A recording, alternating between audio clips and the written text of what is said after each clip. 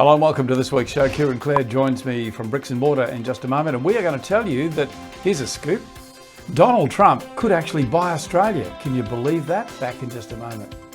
Did you know you can save up to 70% on your staff costs by outsourcing the low-value, repeatable tasks so your team can focus on growing your business? Beepo is an outsourcing provider focused on the real estate industry. With an English-speaking, tertiary qualified and fully trained team in the Philippines, Beepo will give your business the boost it needs to start growing and returning value to you. For more information, visit beepo.com.au.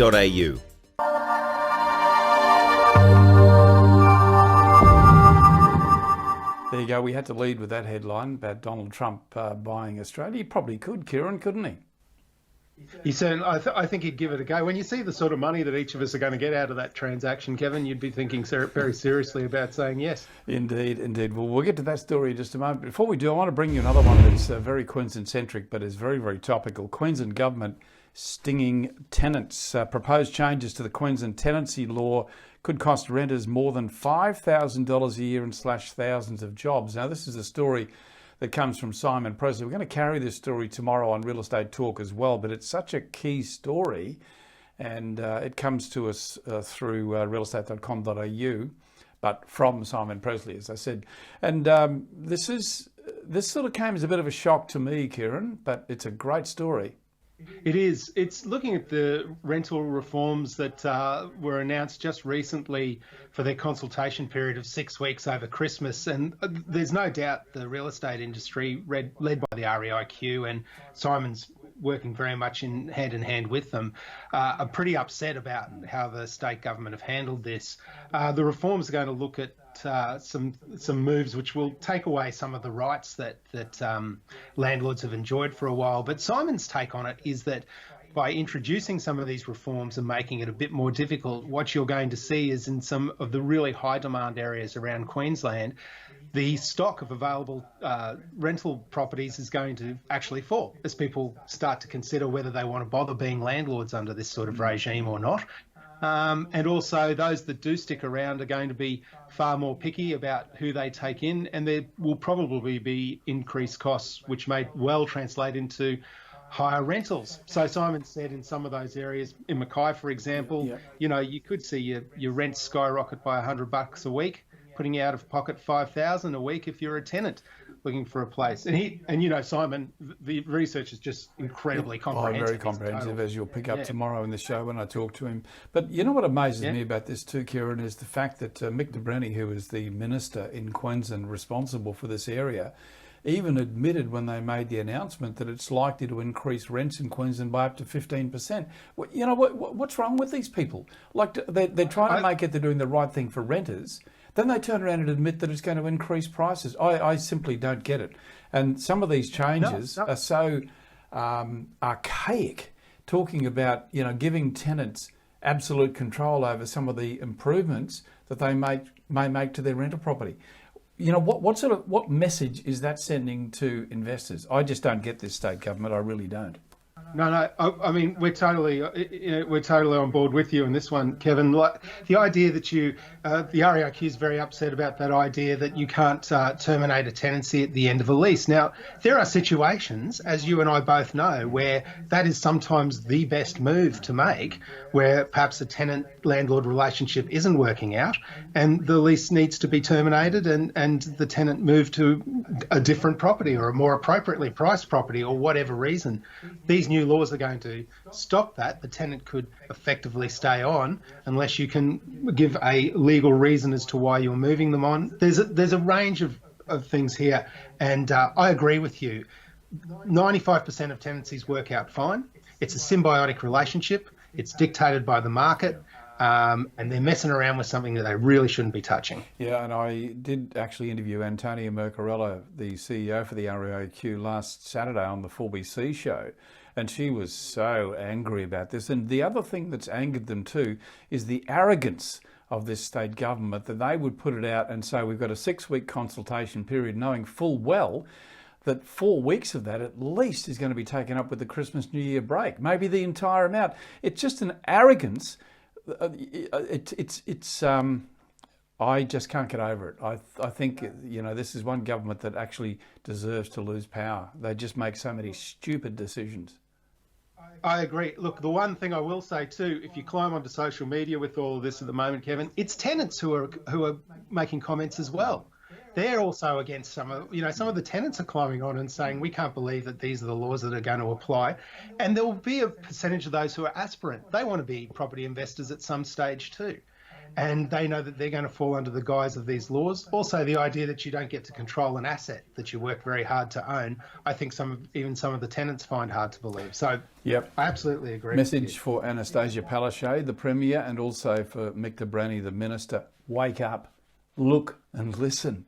Wake up, you're stupid. Hey, let's go to, I want to go to a lighter story in just a minute, because that was enough heavy stuff to start. Yeah, we've done that. The Real Estate Show is out tomorrow. I want to tell you about that. Self-managing your property, a great way to do that. And I'm going to tell you about a website. Also, I look back at 2019. Love to do this around this time of the year. We look back at 2019 to tell us what's ahead for 2020.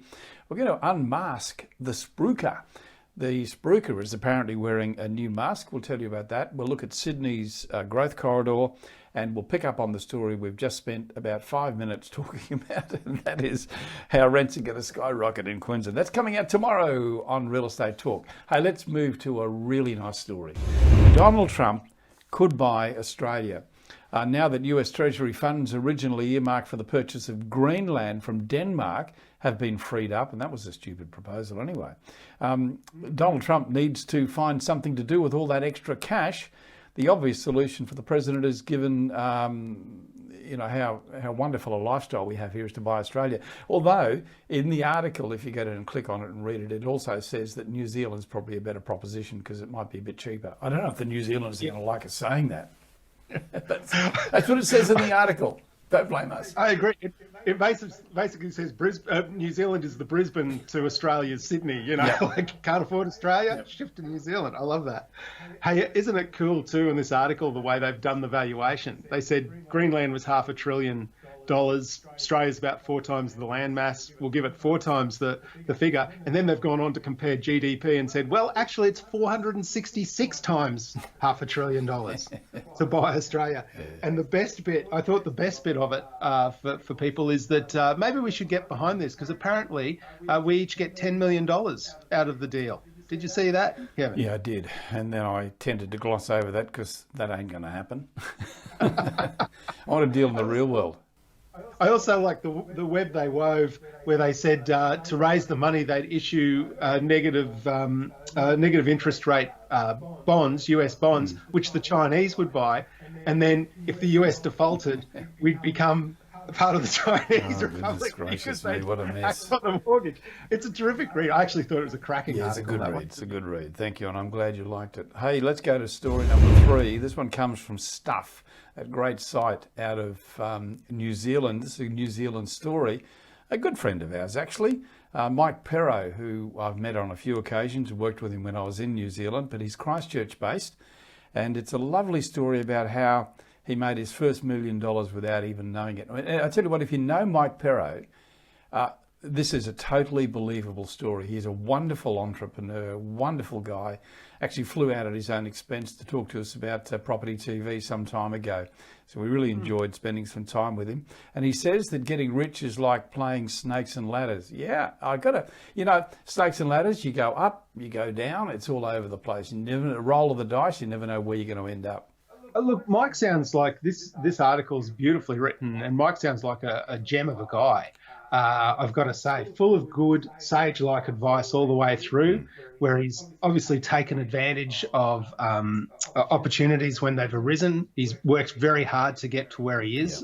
Yeah. The idea that he sold part of the stake in his investment to a larger company and then was able to buy it back and resell again to make some more money. And I just sort of love how he says, it's a long, winding road, like you said, with snakes and ladders, and don't aim to get rich quick.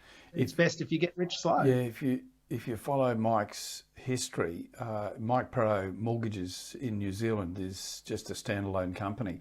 Very similar, I guess, in a way to Aussie Home Loans, but probably came out a little bit ahead of that and really established a great market share in New Zealand, has kept it up. Got a very, very good name, Mike Perot. So delightful story. I'm going to send him a link to this story. So, Mike, I'm sure you'll be watching.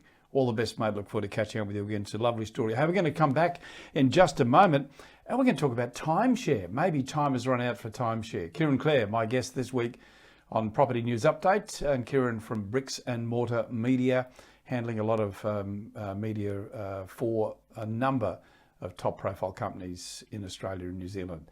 Back with Kieran Clair in just one moment.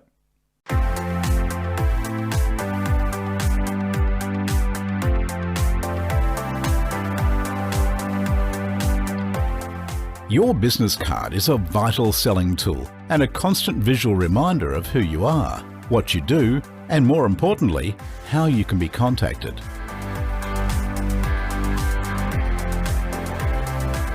Introducing our new Velvet business cards, featuring a luxurious premium laminate that has a velvet texture and is soft to the touch. Printed on a resilient 450 GSM card, these cards can be printed with a range of spot gloss and foiling options to give your office that prestigious look.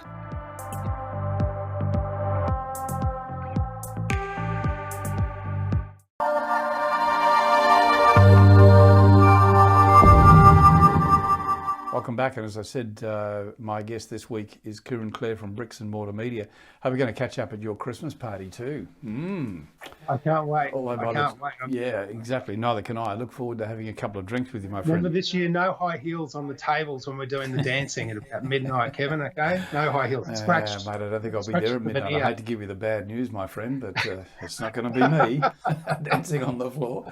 Hey, timeshare. Could time have run out for timeshare story from, is it Mondac? Is that how you pronounce this one? Mondac? I think you've done your French very well there. Yeah, what was once seen as a very great investment. We never actually bought into timeshare, although we went to a number of those awful timeshare presentations. What was interesting is that we saw it as an opportunity to invest in property, but at the same time have a holiday destination we could go to without thinking about the fact that maybe we didn't want to go to the same destination every single year. But then they sold on the basis that if you don't want to go to the one place, then maybe you can go to, swap with someone else. Didn't ever work for me. But it appears that the gloss has come off this as an investment proposition, Kieran.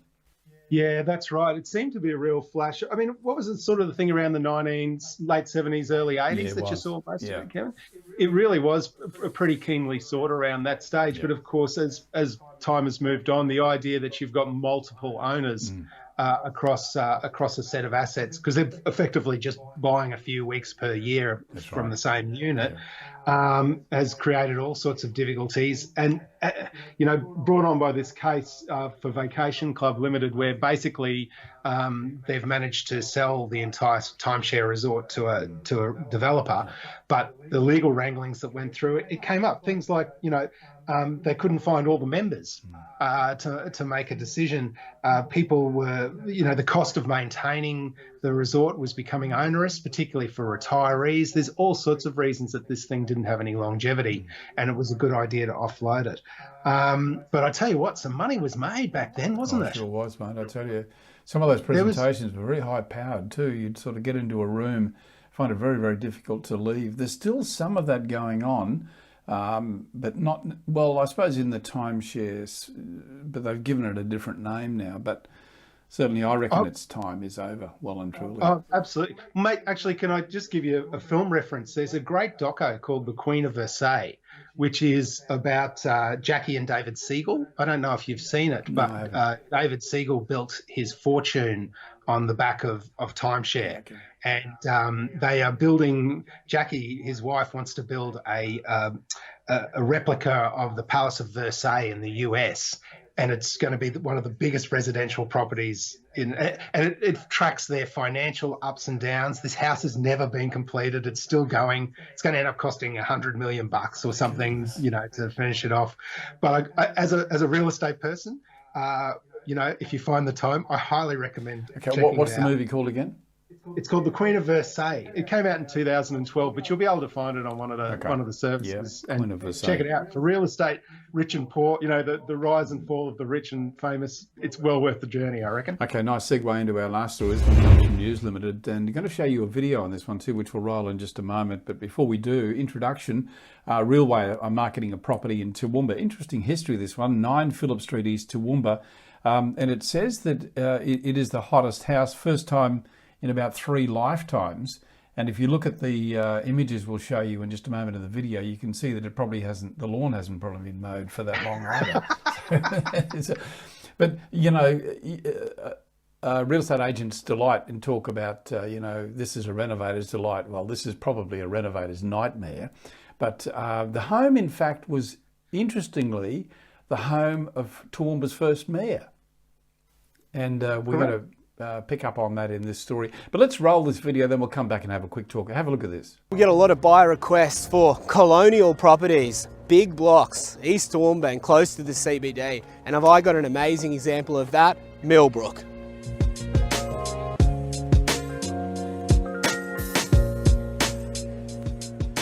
Now make no mistake, this is not a small renovation, it is a complete restoration. But what a rare chance to own a piece of Toowoomba's history. The original owner, William Groom, was Toowoomba's very first mayor. The property was constructed in 1860 on Ruthven Street and moved to its current location, 9 Phillip Street, in the early 1900s. Located on 2,400 square metres, only a stone's throw away from the CBD, to find a character home in such original condition is exceptionally rare. So don't miss the opportunity, and we look forward to seeing you at the inspections. Yeah, you can see this, for a young person or young couple maybe who want to get in and roll their sleeves up, this could be a really good proposition, because I can imagine it's in a beautiful part of Toowoomba. Toowoomba is a lovely city, but boy, does this need some work, Kieran.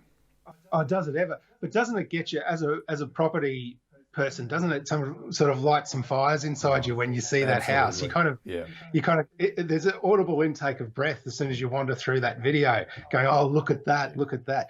2,500 odd square metres of land too, just a couple of K from the centre of the CBD. 300 metres actually, sorry, not a couple of K, 300 metres from the heart of the Toowoomba CBD, never been sold. It was originally situated in Ruthven Street, which is the main street in Toowoomba, and it was moved, quite some time ago to its current location. So it was, it goes way, way back into the early days of Toowoomba. Well, obviously, if the first mayor lived there. Yeah, that's right. And it was interesting too in the story where it was the same weekend that they listed Pat Rafter's place up on the Sunshine Coast, and this one had more viewings. 300 people come through the door on the open house. Isn't it amazing the attraction you get to a home that needs a bit of work like this, a bit of TLC? And I think inside of all of us, there's that need to be a renovator, to recreate something, to bring it back bring it back to life. It's a bit of a dream, actually. It is, and actually, look, just to add a slightly a bit of humour to the thing. Did you have a bit of a look through the video? I love the final shot, which shows that there's a door knocker on the maid's room, which sounds a little bit like something from a Carry On film to me, but I didn't pick up on that. I'll go back and watch it again. So. Yeah. All right, mate. Hey, great talking to you, my friend. Thank you. Always good. Probably won't get a chance to talk to you again publicly before the end of the year. So all the best for Christmas, New Year with your family, and look forward to working with you in 2020, my friend. Thanks, Kevin. As always, to you and Carolyn, have a great Christmas, and can't wait to share a cold one with you this week. Look forward to it, my friend. Kieran Clair from Bricks and Mortar Media, my guest on Property News Update. I'm Kevin Turner. Watch out for Auction Update coming out later this week. We'll give you a rundown on what's happening around Australia. Then I'll come back with Tim Lawless on Monday to give you a wrap and take you around the top sales all around Australia. I'm Kevin Turner. Look forward to catching up again soon. Have a nice weekend. See you next time.